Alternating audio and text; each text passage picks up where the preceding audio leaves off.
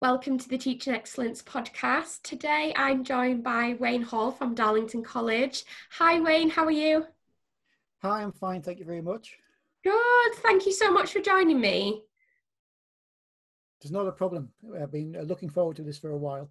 Good, yeah, no, it's fab. Just really wanted to talk to those who are out there with the navigating the technology and the digital approach to the new academic year. And I know you're involved heavily with lots of exciting things, so I thought it'd be great to have a chat. So let's start maybe at the beginning. Let's do a bit of an intro. Why don't you give a little intro to yourself and just some of the things that you do or you've been doing before this point? Yeah, thank you. This is my 20th year in further education. Wow. I was in engineering before that, and then through lots of redundancies, I ended up in teaching, and I really haven't looked back since. I've worked across 4 colleges in various roles. I teach predominantly computing and business courses, and I've also been staff coach and quality manager in another college as well. Yeah. And my current role is the project manager for the EdTech Demonstrator schools and colleges out of Darlington College. So I'm working with 40, nearly 50 schools and colleges across North Yorkshire and North East to help them to get to grips with technology, virtual learning environments, getting their students to actually engage. And yeah, I'm really enjoying that part of it. It's a new strand. It's a new area that is new to me, really. Yeah, no, it sounds really exciting, and we'll get into some of that's been going on, because I think people would be really interested to hear about what an EdTech Demonstrator College really means, and then how you're helping other people to develop what they do, but also it'll be really useful to talk about what you've been doing. So how was lockdown for you? Lockdown wasn't too bad, actually. I actually enjoyed the lockdown. Okay. There's only me and my wife at home now. My 3 boys are all grown up, and they've got their own families and the like. So they weren't involved in the house. So I do feel for those parents that have still got young children at home and they've had to homeschool them. I can't imagine what torture that must have been for that period. Although I have got 3 grandchildren, so I can sort of see what was going on, and that did make me chuckle a little bit. But yeah, lockdown went really well, actually. As a college, we were already quite well prepared for remote learning and teaching remotely. We've been delivering a number of apprenticeships for the last 3 years or so remotely. Really? We knew the tools to use, we knew the techniques to use. So we were able to very quickly transition those tools and techniques into the other areas that were less familiar. And then it took probably about a week just to run some drop-in sessions for staff who were a little bit unsure. And then once those sessions were over, everybody was away and running. And even those people that previously you'd think, ooh, she's going to struggle with this or he's going to struggle with that, they're being absolutely fine. And we saw the same actually as a team. It was all hands to deck. We'd been developing sort of use of technology across all curriculum areas for quite some time. But as a team, there were people we were, a little bit anxious about, but we found actually that those people were so open to trying new things. And yes, we had to, our philosophy was find the people that need the support, find the people who are a bit worried, and let's get all hands out and support out there to them. So yeah, it was phenomenal as a sector, wasn't it, to watch what happened and try to, even though when we were in the depths of it, try to keep your head sort of looking out and your ears looking out or listening out for what, how other people were doing and what we could all share between us. That was fascinating. So yeah, it's really good to know that you found that quite easy, because not everybody did. No, and I wouldn't say it went easy across the whole of the college. Some areas did struggle a little bit more, but I think some of that was down to lack of access to a digital infrastructure for some students and some staff. You know, we have one member of staff, for instance, who lives over in the Dales, and they have difficulty getting a good Wi-Fi connection. You know, a good signal on the phone, or a very poor Wi-Fi across the house. So they actually have to go up on top of a hill to get a good signal. Or they I have to know go what to that's like. My house, yeah, my house is terrible for phone signal. Yeah. But yeah, if getting people in, I know people talked about I need to be in this room or I need to be on a hill. That's quite funny. It is, yeah. And then of course we had students who maybe only had one device at home, or they had a device that didn't work very well, or again they didn't have a good internet access. But we were quite lucky in that we had at that time approaching 500 Chromebooks that we were able to pull in from across the college, give them the wipe down with antiseptic wipes, and then dish those out to students who didn't have the technology at home. And I think now we're almost up to 800 Chromebooks. We've bought 300 or so more Chromebooks to distribute to staff and students across the whole of the college. So I think that helped to alleviate some of the issues. Definitely. And having that infrastructure there. What were you most surprised about in lockdown and teaching and learning? I think two things. One a positive is that how well people took to it. And once they got over the initial shock and the shock of the new, how quickly it became the new normal. And I know we hear that a lot now, don't we, about the new normal. But it did surprise me how quickly staff got used to that. But then on the other side, it was amazing to see, or shocking to see, shall I say, how some students really, really struggle with digital literacy. They can all get on Facebook and they all use Instagram and Twitter and all of those social sites, so they could consume it, but they really, really struggle to produce some digital content sometimes. So even though they were able to do things in class with some support, once they were away from the class, especially for our lower level students, some of them struggled. So what we're doing this year is we're really focusing on digital literacy and digital skills for staff and students. It wasn't a big problem, but it was a problem. It was an evident problem. It was something that you could see there, that there was a definite cohort of students that weren't as comfortable using technology as we expected them to be. And I think I observed that as well, in that I suppose it was that thing that we always predicted, which is, you know, students very good at social media type technology, but not in popular technology or pop culture type technology, but not necessarily learning technologies. And it's nice to sort of see that now, you know, there's been that massive leap, there is a massive opportunity that people have had to take to figure out how we all upskill. And we were having a conversation, weren't we, just before we press record, about how much, you know, I'm quite good with technology, but how I'm learning new stuff every day at the minute, especially around social media, actually. But, you know, I'm the person that quite likes to just have a go, try something, not worry too much if it doesn't work out.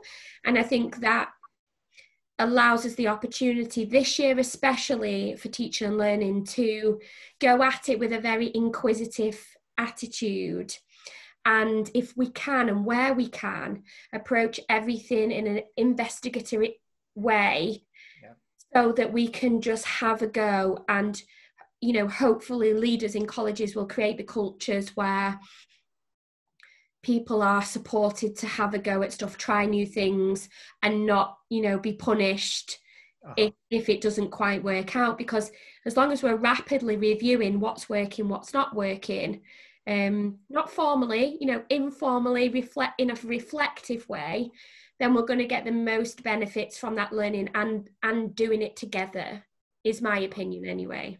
Yeah, I think that's very right. And you do have to think about or plan for things to fail. And if you go in with an expectation that it's not going to work as I expect it to, then you're not going to be let down in a way. but so long as you're expecting it to work on the other hand, that'll be great. So it is that Yeah. balance. And one of the things that when I was delivering training to staff was be prepared to fail. And if it does fail, take it, don't be worried about it. Yeah. Everybody fails. It's getting it back up and trying it again. Yes. And that helped a lot of staff. Yeah. Because it lowered the expectation a little bit. We're not expecting sessions to be perfect. We're not expecting sessions to run wonderfully well. We're not expecting sessions to go as they would do if we were observing you in a classroom environment. It is very, very different. So the expectations have got to be different. And I remember very early on in lockdown, listening to another podcast, and the presenter on there said that the biggest thing that we need now is that relief, that grace to make mistakes. Yeah. And I think that was something that we did have. We had a lot of mistakes at the beginning, which you can expect because it's all new. But very quickly we reflected on those, and it got better. And it's about perseverance as well, and learning from those mistakes. So I always say, one of the things that somebody in when I first started teaching, my mentor said to me 20 years ago or so, that you haven't got to take this seriously, because if you take this job seriously, it will drive you into the grave, but you do have to take it professionally. Oh, I like that. And I think that's the difference. If you take it professionally and you make a mistake, then you'll look at it professionally and you'll review what you did and how it might have gone wrong. And then the next time you try it, you'll try something different. But if you took it seriously, then you wouldn't try again. Yeah. And I think that's the difference. It's about that professional approach to things rather than a serious, it's got to be done this way. And the other thing is we taught our staff to rely on the students a little bit more, even though we've said that they aren't digital natives as we expect them to be. A lot of them do have that skills and that confidence to try and fail. You see the people on TikTok and they're not getting it right first time. They're recording those things time and time and time again before they get it right, before they put it on TikTok. So the students are used to that iterative approach. Yeah. And that's something that I think staff can learn from as well. You're not going to get it right first time. It is something that you've got to work at, and it's something that will come with practice. And if you don't practice, then you're not going to get better. I do say that this teaching, it's a participation sport. You're not going to learn about teaching by reading it from a book. Likewise, you can't learn about to be a good footballer by reading it from a book. You've got to get out on the football pitch. And it's the same with this. You've got to engage in the tools. You've got to engage with the students. You've got to engage with the technology. Otherwise, you will never, ever be a good teacher. You're never going to get where you need to be. You'll always be frightened of trying new things. Yeah, I love that, Wayne. It's really, that's kind of my nature, is to constantly grow, try things and evolve. And I know not everyone sort of, has always been in that place, but the pandemic has nudged us in that direction, hasn't it? We've had to, because we've all had to say, well, we don't really know what we're doing. And I've had quite a few conversations in the last week or two, which there is almost that, we're going into this year not quite knowing what's going to happen, how it's going to happen, but we're just going to give it our best shot. And then I had another conversation which we talked about sort of pedagogy. If you have your pedagogy principles underneath it all and use this sort of reflective trialing approach, then you're going to be in a good place to learn and accelerate your practice, rather than worrying or trying to get it perfect, or resisting not, if you, some people quite like a plan, don't they, and they like to know what they're doing and where they're going, and it feels uncertain to not have a plan, but you can just do the best you can at that time. That's right. Yeah, you've got to be flexible with that approach. Kerry, one of our maths teachers, she always religiously follows a plan, and anything that deviates from that plan will throw off a little bit. And she's definitely, prior to COVID, she was definitely one of those people that didn't really take the technology that well. But now she's a different person. She takes the technology. She's using visualizers. She's using a Chromebook to run lessons. She's got whiteboards and all sorts that she's sharing work with her students. and she's totally transformed from what she was before. Yeah. So she's like our poster girl, really. If you know, there's your advert. If you think you can't do it, go and speak to Kelly, because there's somebody else who thought that she couldn't do it, but now she can, and she can show you how to do it too. So this is about singing those successes as well, and saying, this is what we've done, and this is how we've achieved it. And I think that's one thing that the college does do well. We do share quite well, and we know the people we go to when we have a problem, when we have an issue. We know who's good at something, and they're willing to help, and they're willing to guide around those topics. So having that culture of support is absolutely necessary, and that was something that the college did quite well during lockdown. We had lots of communication from our senior team. We started to have regular question and answer sessions through Google Meet, and we'd have 100 odd people on the Google Meet, and the principal would be telling us what the plans were and where we're going and what was happening, and we were able to ask questions. So that was nice. That built that confidence that something is going to happen, and these are the plans, and we're being part of those plans, and everybody was able to contribute to them. So that fed in well to the staff and helped their well-being too. Yeah, amazing. And I if anyone asked me what worked the best in lockdown, I made a conscious decision to share all the positive things that were happening, not focus too much on the things that we were thrashing out. So we made a very conscious effort across the whole of the college to share the things that were successes and even the smallest of things, because everybody's celebration or success is different, isn't it? Depending on where their start point is.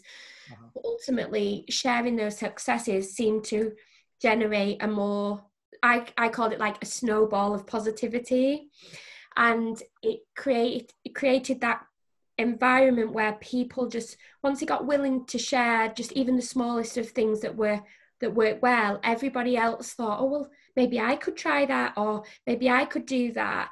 And like you say, if you create a culture where people feel supported and they're not feeling like any minute now someone's going to try and catch them out, they are more willing to, there's a different energy about what you do, and there's definitely sort of more progress made if you create that supportive culture, isn't there?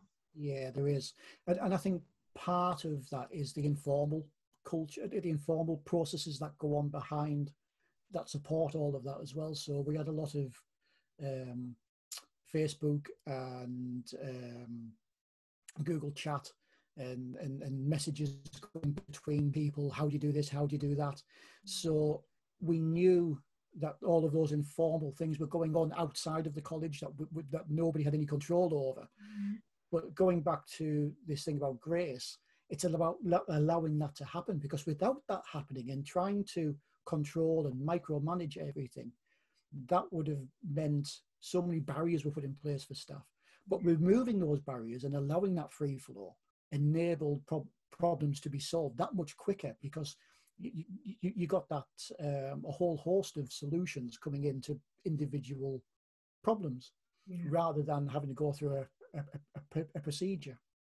And you've just sort of pushed my buttons enough for me to get a bit sort of really passionate about something that I rant on about at times. But we had the same. We saw lots of informal. I've always seen the power of informal support, development, relationships. But what you often get across the country is people trying to measure that informal support and look, well, what's the impact of what you're doing?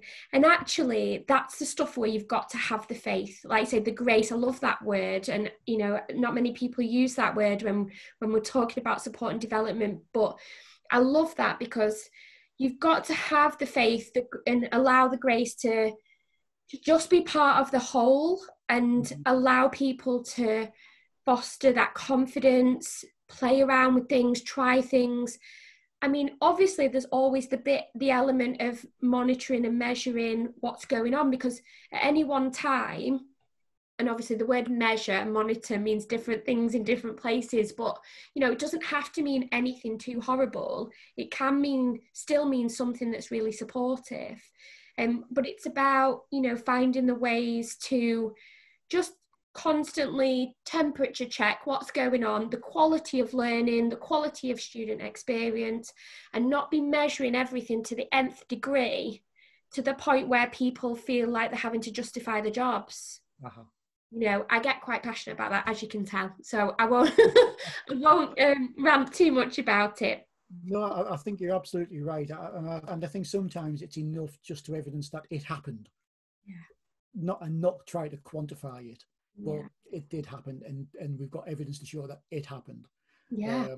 But then once you start measuring the impact, that's when things start to fall apart, and once that formality gets into place, then people will expect rules and regulations, and that stifles all that creativity. Yeah, it does. And I'm quite excited for some of the work that I'm doing this year, which is about promoting innovative thinking and creativity, because it's intrinsically linked to culture.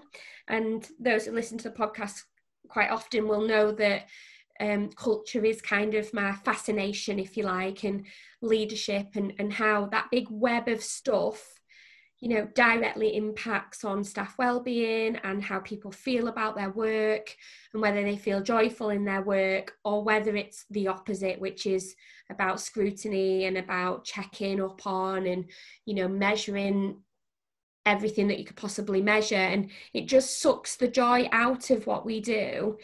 Mm-hmm. But just because you don't measure doesn't mean you can't have impact. And that's the bit I think people feel some sort of contradictory standpoint on at times. But part of my mission, I suppose, this year is about showing people how supportive, developmental, innovative, creative cultures exist and also improve productivity and performance. Because the research is out there to show that it does happen. So that's part of what I suppose I'm on with at the minute. But yeah, so I love some of that. So what's going on differently this year, Wayne? What have you learned? What are you taking out of what was lockdown and into the new academic year? We're moving a lot more of our sessions online now, which, to be honest, I actually enjoy teaching the online sessions. And as I mentioned earlier, we do have a lot of experience with that. So I've been teaching online well before COVID arrived. And so I was already using a lot of tools and techniques that we were able to disseminate. But what we've seen is, what I've seen is the explosion of new ways of doing things, which have been forced by lockdown and forced by COVID. So things like the use of Zoom is a lot more now, and the breakout rooms that are coming in Google Meet and in Microsoft Teams, and all of those tools that have been there in other areas, or you've had to use an add-on to get the strength out of them. They're now being packaged, and they're now becoming all part of that whole. So it's nice to see that things are now becoming more streamlined and more user-friendly, whereas previously you would have had to have hunted around for that tool that did that specific job that you wanted it to do. And that's been nice to see, because it saves time and it saves explaining it to other members of staff and the like. But then also the other side that we're looking at, or that I'm looking at along with a colleague, is how to make assessment valid online as well. So we're not going to always be there to look over a student's shoulder to assess whether they're going wrong or give advice.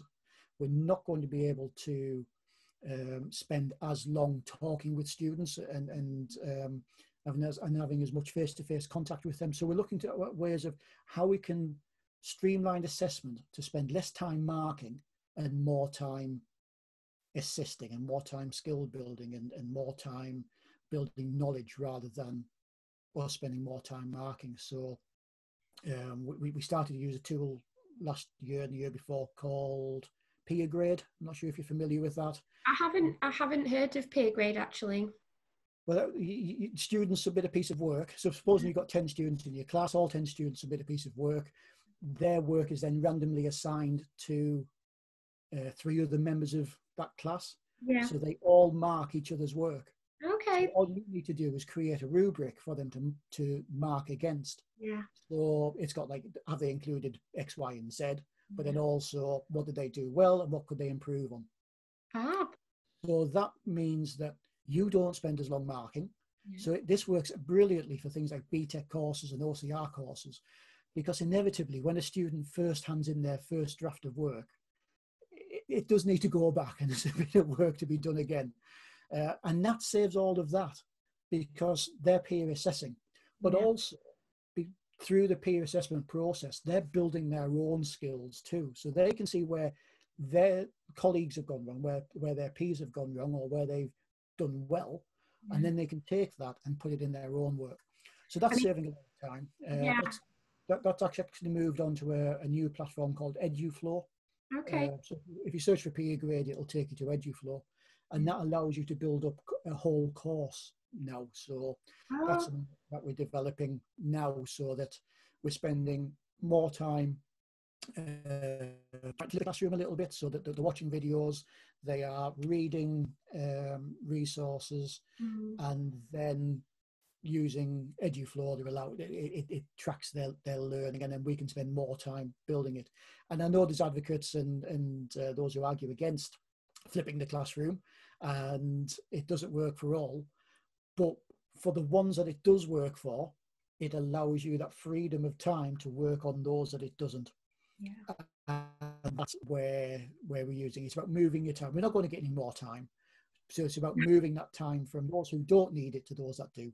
Yeah. And I wouldn't say, like that. Yeah. I yeah, like, because ultimately that example highlights the importance of the pedagogy underneath it, which then allows you to look at what tools will support with both effective learning, but then efficiency from a teaching perspective, from a workload perspective.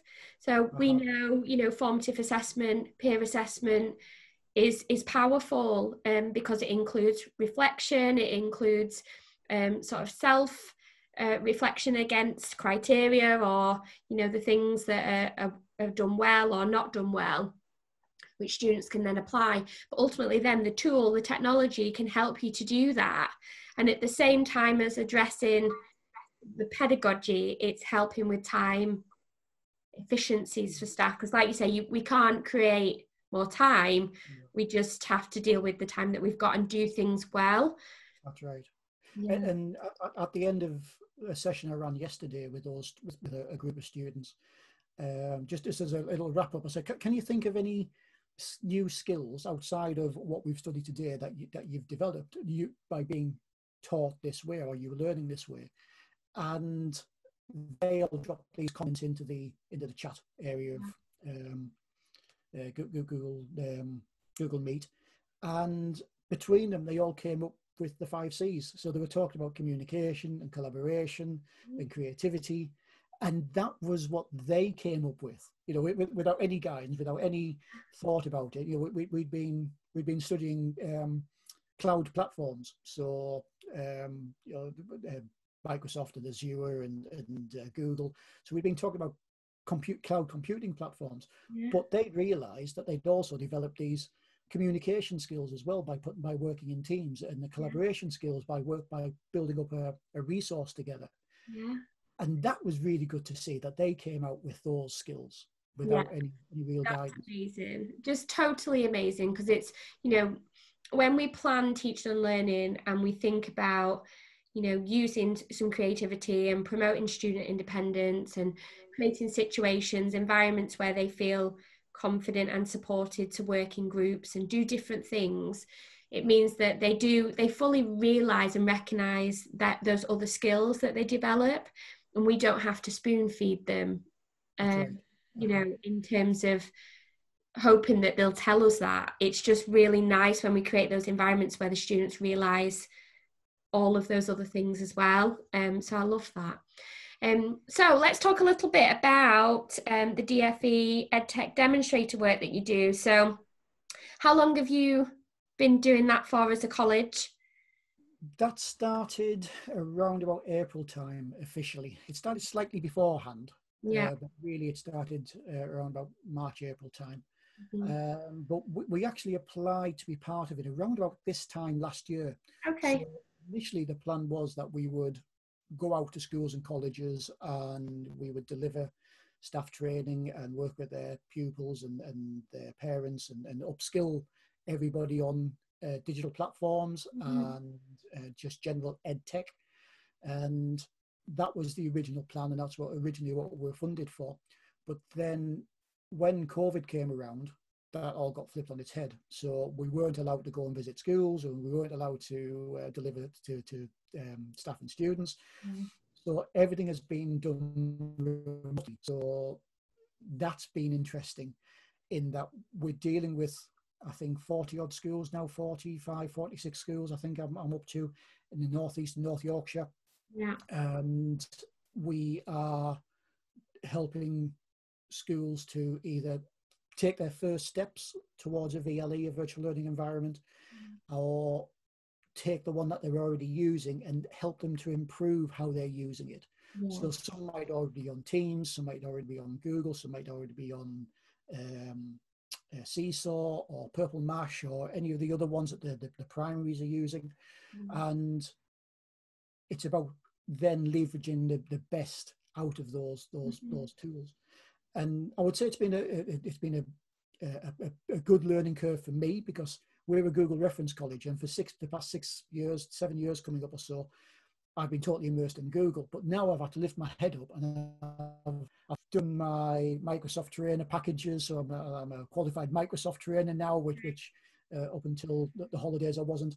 But now I'm so much more able to look at a school that is Microsoft and say, well, can you do this? Can you have a look at how you would maybe use this in your sessions? Or a school that used Jigsaw or Seesaw or Purple Mash. Well, have you thought about doing it this way? Have you thought about, instead of doing that, have you thought about using a website to get work out to students? Or you know, we're working with some schools who the students have never had email addresses, so we're having to guide them through that process. Wow. We're working with some schools that have got iPads, and that's all they've got is iPads and no computers. Now, I know that that's one of the issues with one of our feeder secondaries, is that their feeder infant and junior school, their students all use iPads, but it means that they have no keyboard skills or mouse skills when they go up to secondary. Wow. So they're then having to teach them those. So that's one. So it's a whole host of services that we're offering around educational technology, online guidance around staff and student safeguarding, and staff and student well-being. It's the full package, and the good thing is it's all free. Yeah. So any school in England can apply for it. They just need to go to the London Grid for Learning EdTech Demonstrator website. There's a form for them to fill in, and then depending upon where they are in the country and which platform they're looking at will determine which school or college they get tied up with. Having said that, some schools are coming in and they're saying we would like to work with, so that's good to build those bonds as well. And then going forward, once the school gets fairly comfortable with using the technology, we're then pairing them up with other schools so that they can then collaboratively build and share knowledge between them. So there's 3 schools in Darlington, for instance, so they're all on the same platform. So they're working together now, and they're all at a very early stage. But what they're doing is they're helping to leapfrog each other. So they said, oh, don't do that, do this. Yeah. They're helping all of the time. So that's working well across those 3 schools. And hopefully that's how it will end in, well, the support is due to end the end of next March. So it's one financial year rather than an academic year, which is a bit bizarre. So it's one financial year. And so at the end of March next year, the funding might stop. We don't know. We're hoping it'll be extended. But by creating those communities of practice, they'll be able to support each other in those areas. But then having said that, we'd still be there. We're not going to disappear. And if somebody came to us and said, can Darlington College help in some way? We're not going to say no. We will still help.